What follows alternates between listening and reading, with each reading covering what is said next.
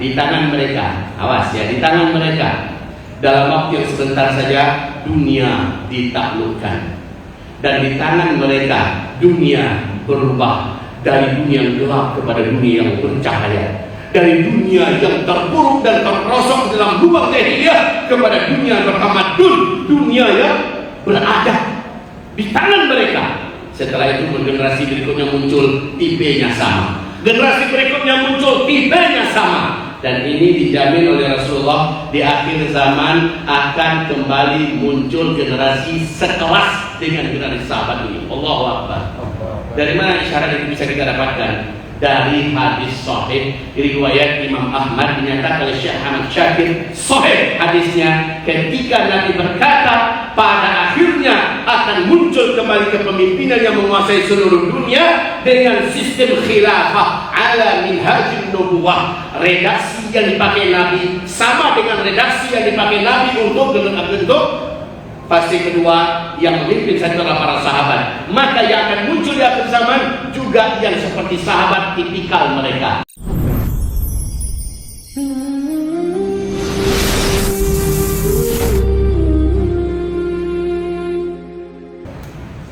Wa ashhadu anna sayyidana wa habibana Muhammadan abduhu wa rasuluh la nabiyya ba'dah. قال الله سبحانه وتعالى يا أيها الذين آمنوا اتقوا الله حق تقاته ولا تموتن إلا وأنتم مسلمون. وقال يا أيها الناس اتقوا ربكم الذي خلقكم من نفس واحدة وخلق منها زوجها وبث منهما رجالا كثيرا ونساء واتقوا الله الذي تساءلون به والأرحام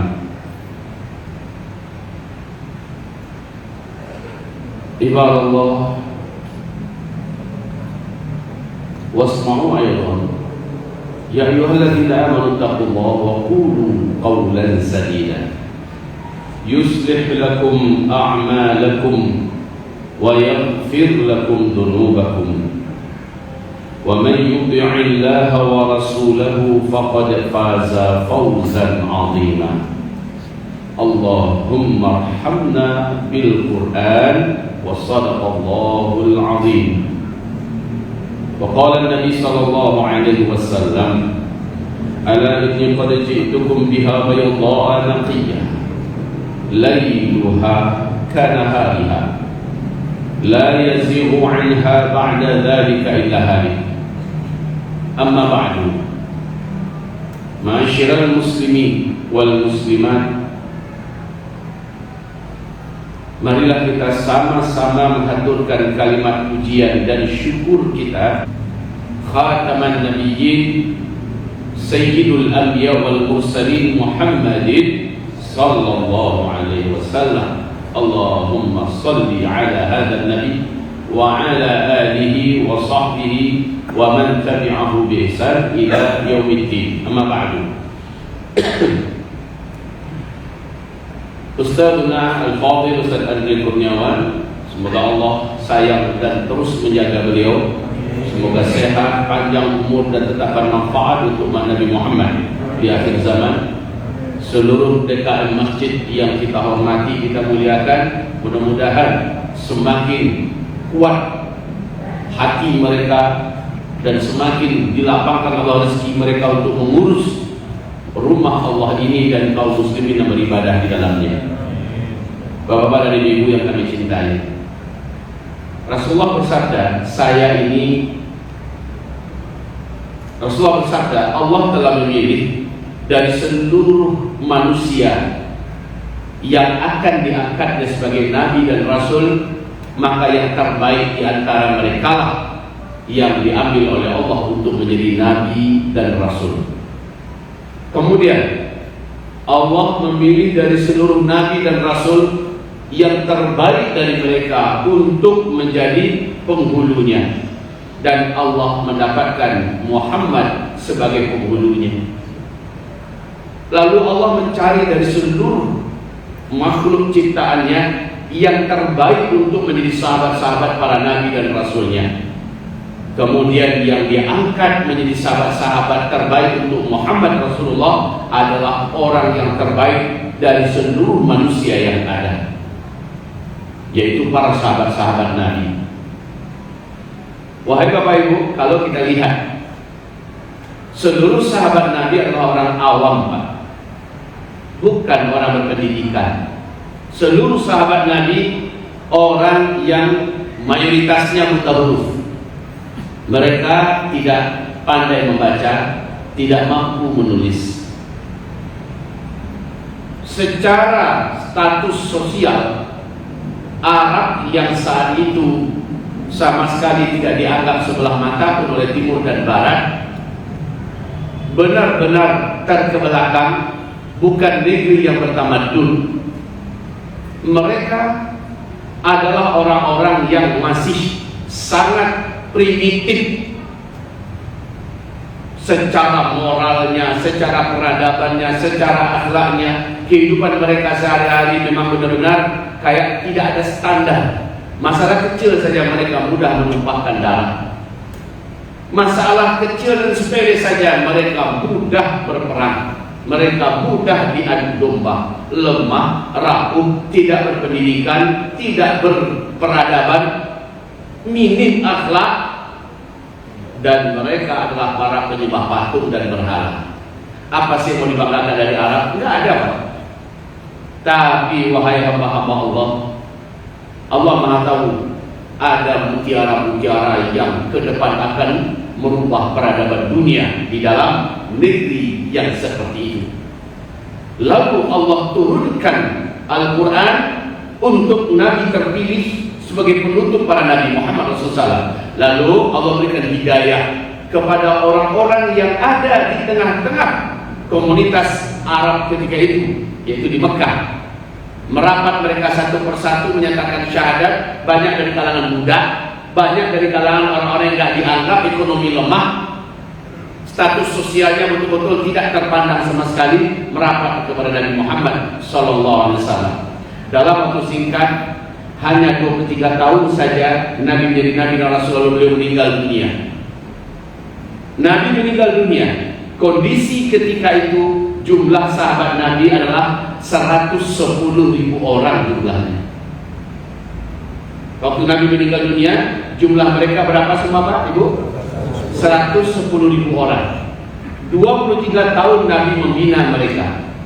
Bapak Ibu tahu, Nabi sendiri bukanlah orang berpendidikan. Beliau tidak pernah sekolahan, Pak. Jangankan gelar profesor doktor, TK pun Nabi Muhammad tidak pernah. Sampai Nabi meninggal dunia, beliau sama sekali belum pandai membaca dan menulis. Tetapi dunia mengakui setelahnya, manusia yang paling berpengaruh, manusia yang paling populer, nomor 1 kelas dunia, justru yang memberi pengakuan adalah non-muslim sendiri. Michel Hart dalam buku beliau yang sangat terkenal, 100 tokoh paling populer, 100 tokoh paling berpengaruh dalam peradaban manusia, nomor 1 diletakkan dari Muhammad, orang yang tak pandai tulis baca. Kemudian jajaran para sahabat malah mengalahkan orang-orang yang sangat terkenal yang kita dengar, Pak. Saking hebatnya binaan-binaan Nabi Muhammad Sallallahu Alaihi Wasallam. 23 tahun Nabi menggarap mereka. Umur mereka beda-beda, Pak. Ada yang lebih tua dari Nabi sendiri, ya. Ada yang sebaya dengan beliau, ada yang lebih muda dari beliau sedikit, dan terus ke bawah ada yang pemuda, ada yang remaja, bahkan ada juga yang kanak-kanak. Tapi mereka jadi semua. Mereka jadi semua. Jadi apaan? Mereka jadi tokoh-tokoh yang ditulis dengan emas sejarah mereka. Sebut tentang siapa saja, Pak, tokoh sukses, penakluk timur dan barat. Dunia pada saat itu sebelah timur dikuasai oleh dua kekuatan global.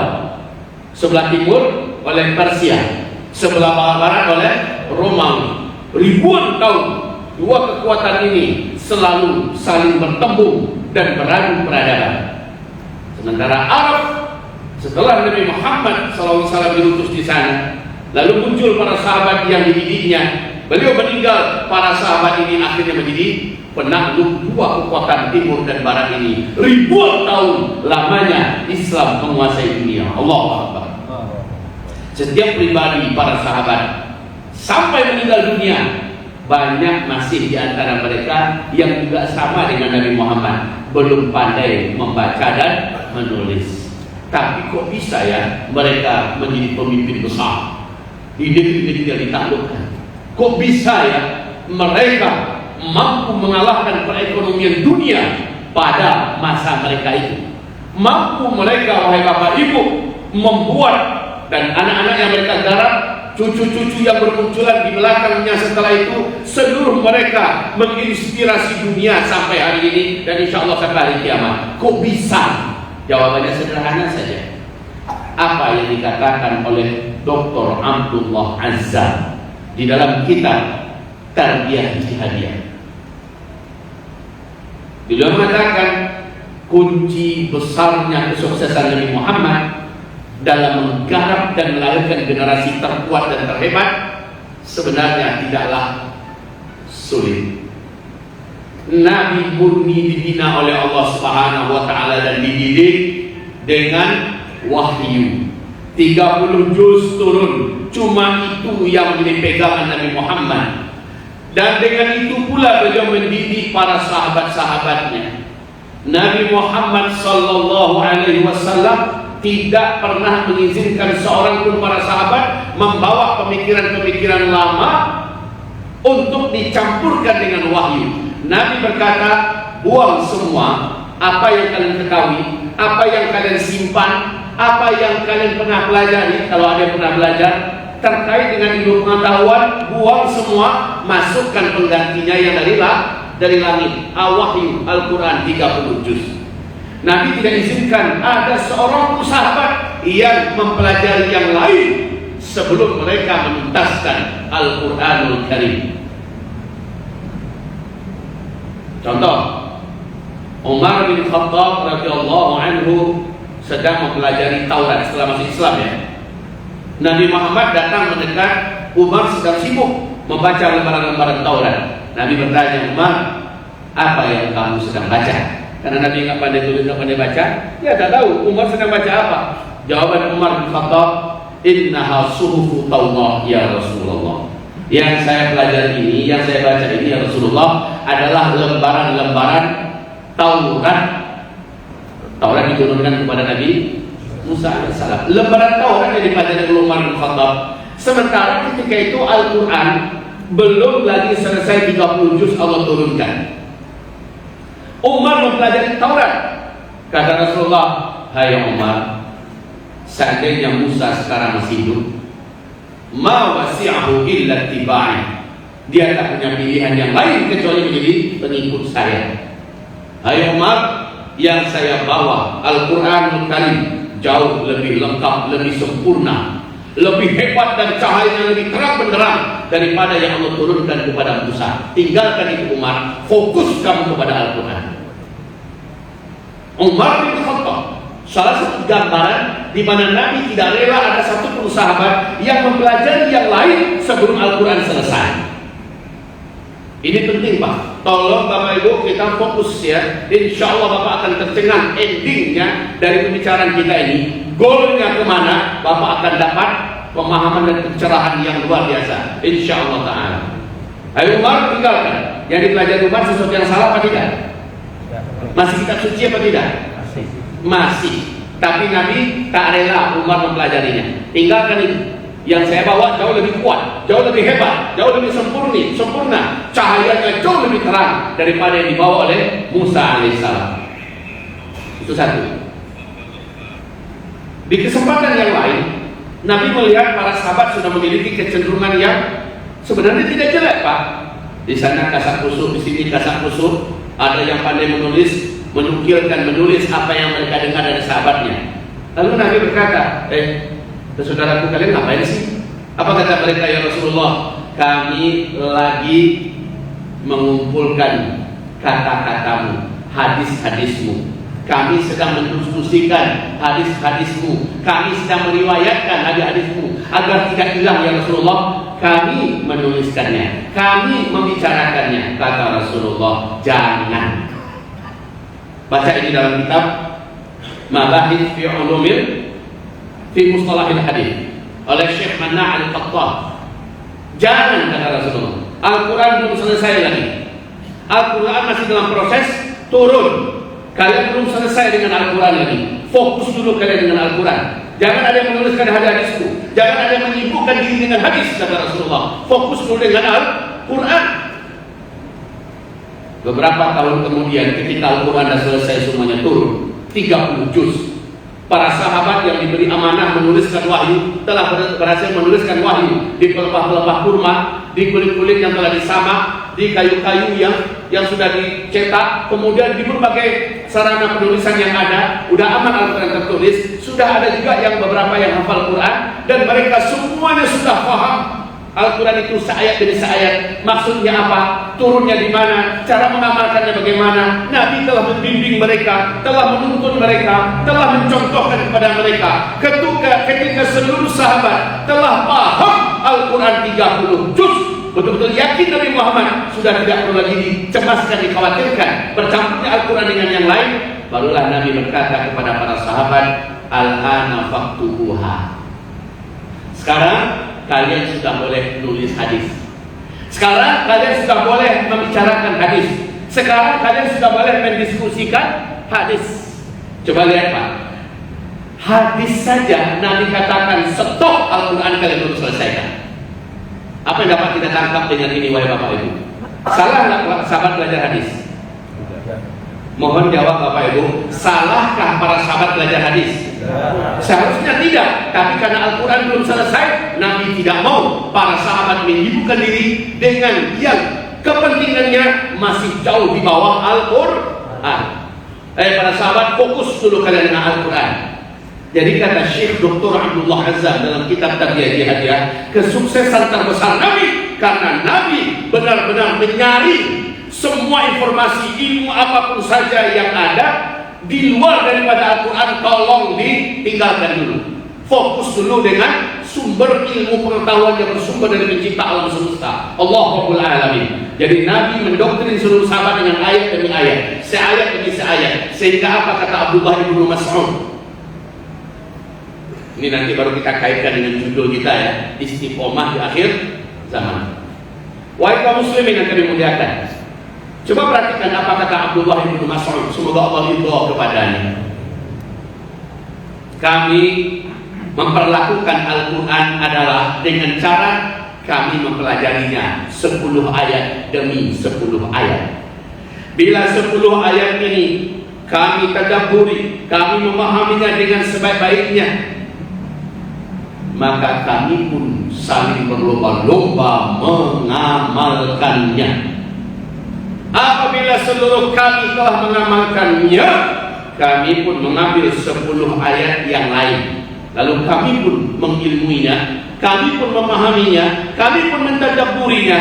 Manakala semua kami sudah paham, kami pun kembali berlomba-lomba mengamalkannya. Setelah semua kami mengamalkannya, kami ambil 10 ayat yang lain. Coba lihat Pak, Al-Quran diturunkan untuk dipahami dan diamalkan. Ini yang diketahui oleh para sahabat, sehingga cara berpikir mereka, gerak-gerik mereka, langkah-langkah dan strategi masa depan mereka, semuanya bersumber dan berpijak kepada bimbingan ilahi Allah Rabbul Alamin. Wahai hamba-hamba Allah, jangan setelah itu kita katakan kalau begitu sahabat tidak mengerti dengan ilmu-ilmu. Para sahabat tidak belajar kimia, biologi, fisika. Para sahabat tidak belajar kedokteran. Para sahabat tidak belajar politik. Para sahabat tidak belajar ilmu pendidikan. Para sahabat tidak mengerti sejarah. Para sahabat. Jangan lagi kita mengatakan itu. Kenapa? Karena Al-Quran adalah kitab terlengkap. Allah Subhanahu wa Ta'ala menjamin di dalamnya ada sumber dan dasar-dasar seluruh ilmu pengetahuan, dan setiap sumber itu benar seluruhnya. Al-haqqu min rabbika fala takunanna minal mumtarin. Kebenaran yang turun dari Allah benar-benar murni dari Allah. Apapun yang ada di dalamnya jangan engkau ragukan. Allah Subhanahu wa taala, sebagaimana kata Rasulullah SAW, tidak ada satupun dari ayat Al-Quran ini yang tidak memuat bobot ilmiah ibarat Allah. Tentang masalah agama lengkap di Al-Quran, Pak. Masalah akidah, dasar-dasar ilmunya ada dalam Al-Quran. Jadi dengan belajar Al-Quran 30 juz, maka akidah orang ini insya Allah terbimbing, tertuntun kepada akidah dan tauhid yang benar. Di dalam Al-Quranul Karim ada masalah fiqh ibadah, bagaimana ibadah yang benar, dibimbing oleh Rasulullah. Ini ayat masalah sholat, ini ayat masalah haji, ini ayat masalah apa saja, langsung dibimbing oleh Rasulullah Sallallahu Alaihi Wasallam. Maka otomatis ketika orang belajar ibadah sumbernya Al-Quran, otomatis akan langsung belajar hadis, cara mengamalkan ayat demi ayat. Yang ketiga, setiap orang yang belajar Al-Quran, dia langsung mendapatkan ilmu tentang masalah ahkam, hukum-hukum lengkap, baik hukum pidana, hukum perdata, lengkap. Sumbernya adalah Al-Quran. 3 kali dalam abad ke-20 diadu di Paris, Pak. Seluruh pakar hukum seluruh dunia beradu, bertemu mereka untuk mengadu mana yang paling hebat hukumnya. Utusan dari Islam selalu dari Universitas Al-Azhar. 3 kali dalam 1 abad dipertandingkan seluruh pakar hukum seluruh dunia. 3 kalinya dunia mengakui bahwa hukum Islam tidak ada cacat celahnya. Nah, ini yang dipelajari oleh seluruh sahabat. Sumber hukum yang paling benar. Ibarat Allah yang kami muliakan. Begitu juga yang belajar Al-Quran, otomatis dia belajar tentang masalah adab dan akhlak, norma-norma moral dan etika, tingkah laku yang tertinggi. Al-Quran itu sumbernya. Sehingga digelari kana khuluquhul Quran, akhlaknya Nabi adalah Al-Quran. Maka akhlak para sahabat Nabi adalah Al-Quran yang berjalan. Sumber akhlak adalah Al-Quran. Jadi setiap anak yang belajar Al-Quran, setiap orang yang belajar Al-Quran, otomatis dia mempelajari adab dan akhlak tertinggi. Maka dia akan memiliki kepribadian yang sangat agung akhlaknya, yang sangat tinggi kepribadiannya. Inilah seluruh sahabat. Setiap sahabat yang belajar Al-Quran, memahami Al-Quran, mereka akan langsung diperkenalkan tentang hukum muamalat. Masya Allah, fiqhul muamalat. Apa itu fiqhul muamalat? Mulai dari pernikahan sampai kepada perceraian, sampai kepada hukum waris mewarisi, faraid. Itu masalah matematika, ya, diketahui, dipelajari oleh para sahabat, sampai kepada hukum yang terkait dengan masalah kesehatan, sampai kepada hukum yang terkait dengan masalah perdagangan, bisnis, ya. Mereka belajar semuanya, Pak. Dan di bisnis ini paling luas, ada masalah utang-utang, ada masalah asuransi, ada masalah riba, gharar, segala macamnya. Dengan belajar Al-Quran, mereka belajar supaya terkait dengan masalah bisnis. Dan ini sumbernya mutlak benar seluruhnya. Dan inilah dasar-dasar ilmu yang dipegang oleh dunia. Pada hari ini, beberapa negara Arab Barat sudah mulai melirik kepada sistem ekonomi Islam.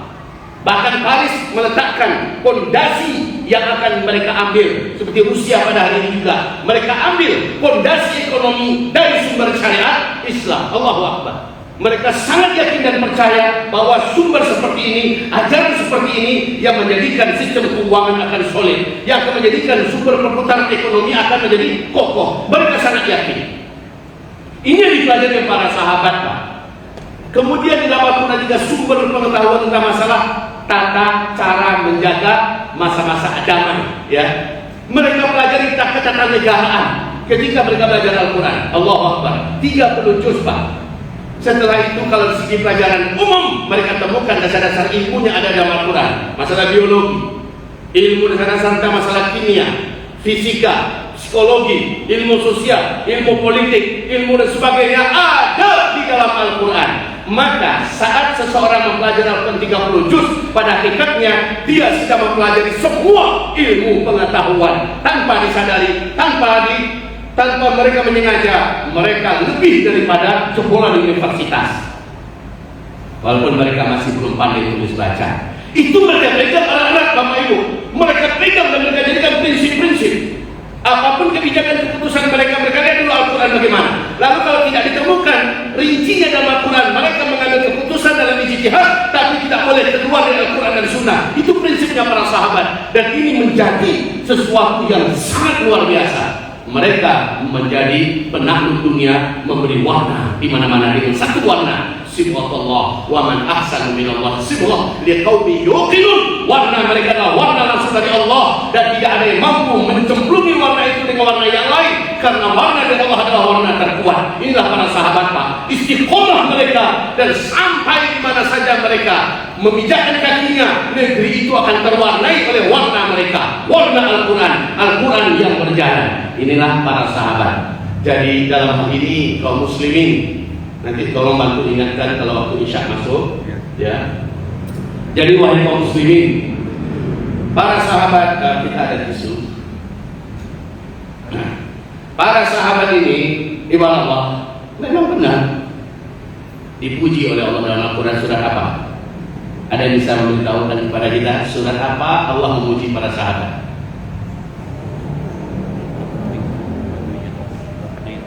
Surat Ali Imran.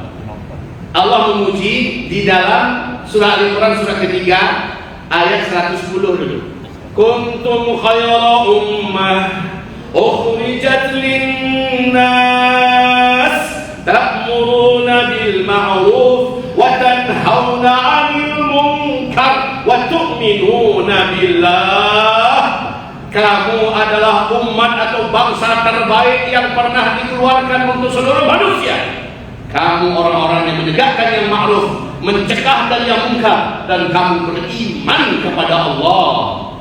Ibarat Allah dipuji oleh Allah sebagai ummah khairul ummah. Selanjutnya Allah juga memuji lebih daripada pujian malah. Allah menyebutkan dalam surah At-Taubah ayat 100, siapapun yang meniru para sahabat akan diangkat oleh Allah derajatnya sederajat dengan para sahabat. Siapa yang meniru para sahabat dijamin berhak mendapatkan gelar yang Allah berikan kepada seluruh sahabat. Gelar sahabat adalah radhiyallahu anhu.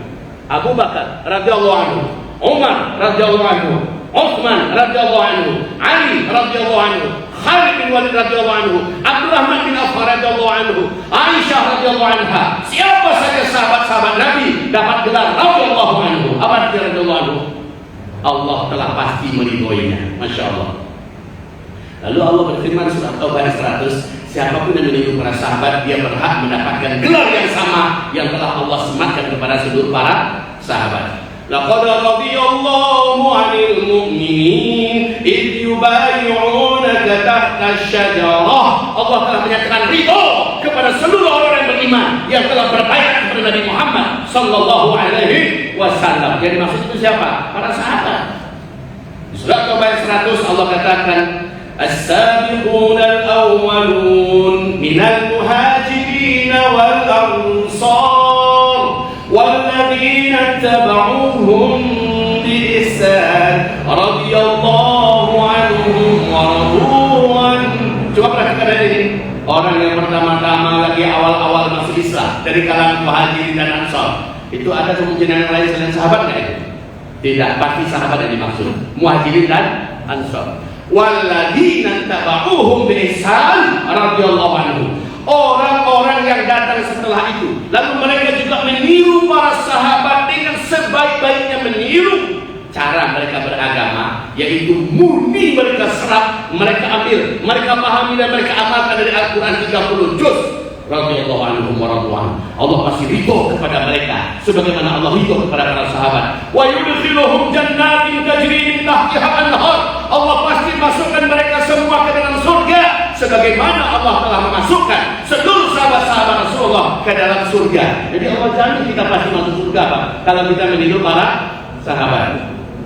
Sahabat ini wahai Allah yang kami muliakan, contoh yang telah dipatenkan oleh Allah Subhanahu wa taala di tangan mereka. Awas ya, di tangan mereka dalam waktu yang sebentar saja dunia ditaklukkan, dan di tangan mereka dunia berubah dari dunia yang gelap kepada dunia yang bercahaya, dari dunia yang terpuruk dan terperosok dalam lubang jahiliyah kepada dunia bertamadun, dunia yang beradab di tangan mereka. Setelah itu generasi berikutnya muncul, tipenya sama. Generasi berikutnya muncul, tipenya sama. Dan ini dijamin oleh Rasulullah, di akhir zaman akan kembali muncul generasi sekelas dengan generasi sahabat ini. Allahu Akbar.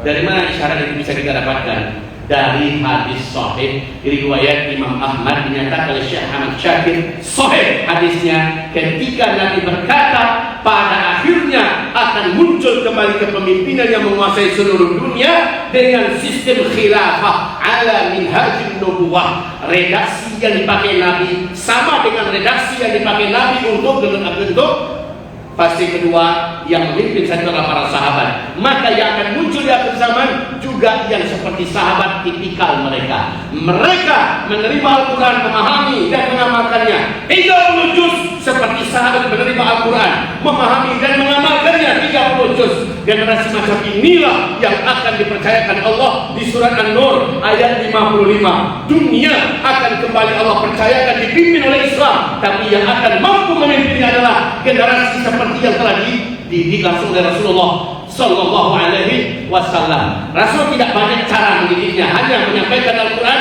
mendidik mereka, membimbing mereka, mendampingi mereka mengamalkan Al-Quran 30 juz sampai beliau meninggal dunia. Seluruh sahabat jadi. Maka generasi akhir zaman adalah generasi yang seperti itu juga, memahami Al-Quran 30 juz, mereka mengamalkan Al-Quran 30 juz dengan dibimbing oleh orang saleh yang alim, yang juga menjadi pewarisnya Nabi terkait dengan Al-Quran 30 juz.